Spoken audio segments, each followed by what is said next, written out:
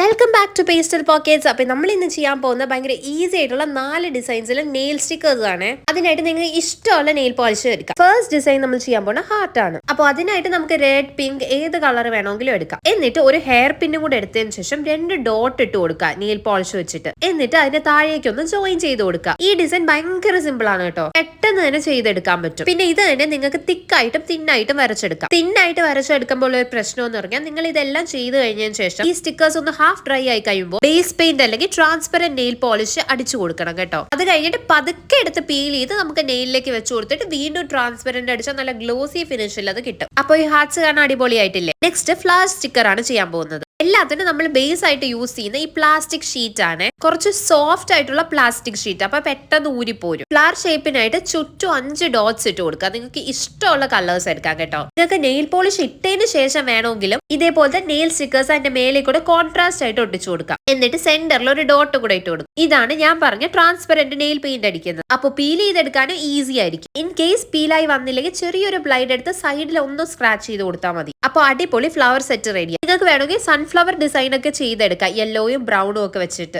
നമുക്ക് സത്യത്തിൽ ഇതിൽ മെയിൻ ആയിട്ട് വേണ്ട ഈ ട്രാൻസ്പെറന്റ് നെയിൽ പോളിഷ് ആണ്. നെക്സ്റ്റ് ഉണ്ടാക്കാൻ പോകുന്നത് ടൂലിപ്സ് ആണ്. ടൂലിപ്സ് ചെയ്യാൻ ഭയങ്കര ഈസിയാണ്. ഇതേപോലത്തെ ഒരു നെയിൽ പെയിന്റ് എടുത്തതിന് ശേഷം ഒന്ന് യു വരച്ചു കൊടുത്തതിന് ശേഷം അതിൽ ഫില്ല് ചെയ്ത് സെന്ററിൽ കുറച്ചൊരു ഹൈറ്റിൽ വെച്ച് കൊടുത്താൽ മതിയെ. പിന്നെ ഇത് ഫസ്റ്റ് ടൈം ചെയ്തെന്ന് പറഞ്ഞ് കിട്ടണമെന്നില്ല, കുറച്ചൊന്ന് പ്രാക്ടീസ് ചെയ്താൽ നിങ്ങൾക്ക് അടിപൊളിയായിട്ട് വരച്ചെടുക്കാൻ പറ്റുവേ. ഓക്കെ, മേലിലെല്ലാം വരച്ചു കൊടുത്തതിന് ശേഷം ഗ്രീൻ കളർ വെച്ച് അതിന്റെ സ്റ്റെം വരച്ചു കൊടുക്കാം. ഇതൊക്കെ വരയ്ക്കാൻ വേണ്ടിയിട്ട് ഞാൻ ബാംബൂ സ്റ്റിക്ക് ആണ് എടുത്തേക്കുന്നത്, അല്ലെങ്കിൽ ഒരു ടൂത്ത് പിക്ക് എടുത്താലും മതി. ശ്രദ്ധിക്കേണ്ട കാര്യം, ഇത് ചെയ്ത് കഴിഞ്ഞതിന് ശേഷം 24 hours വെയിറ്റ് ചെയ്യണം. എന്നിട്ട് ഭയങ്കര പതുക്കെ പീൽ ചെയ്തെടുത്താൽ മതി കേട്ടോ, കാരണം ചിലപ്പോൾ കീറി പോകാനുള്ള ചാൻസ് ഉണ്ട്. അതുകൊണ്ട് നിങ്ങൾക്ക് വേണ്ടത് എത്രയാണോ അതൊന്നും കുറച്ചുകൂടി ഉണ്ടാക്കി വെക്കണേ. അപ്പോൾ ഇൻ കേസ് കീറി പോയാലും ഒരു ബാക്കപ്പ് ഉണ്ടല്ലോ. നെക്സ്റ്റ് ഉണ്ടാക്കാൻ പോകുന്നത് ഒരു ബോ ഷേപ്പ് ആണ്. ഈ കളർ ഷെയ്ഡ് ഒക്കെ നിങ്ങൾക്ക് ഇഷ്ടമുള്ള പോലെ ചെയ്യാം. ഒരു പിൻട്രസ്റ്റ് വൈബിനായിട്ടൊക്കെ ഒരു പിങ്ക് അല്ലെങ്കിൽ ഒരു പീച്ച് ഷെയ്ഡ് ഒക്കെ എടുത്ത് അടിപൊളിയായിരിക്കും. വൈറ്റ് കളർ നെയിൽ പോളിഷിൽ ആ പിങ്ക് ബോ ഒക്കെ വെക്കുമ്പോൾ അടിപൊളിയായിരിക്കും കാണാൻ.